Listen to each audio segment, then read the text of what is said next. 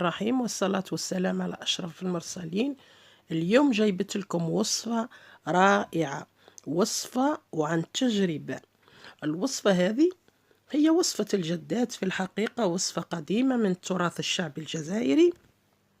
جيبي كسرونة، ديري فيها الماء يغلي، ومن بعد هو يوصل لدرجة الغليان تحطي فيها الزعتر، إكليل الجبل أو ما يسمى بالروزماري، وتحطي فيها حبيبات تاع قرنفل أو ما يسمى في بعض الدول العربية المسمار.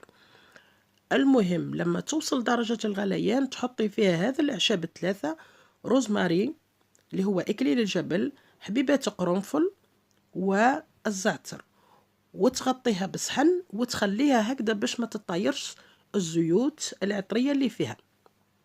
بعد ما تهدى وتطلق المفعول اللي فيها، وتكون يعني درجة الحرارة كما هذه مناسبة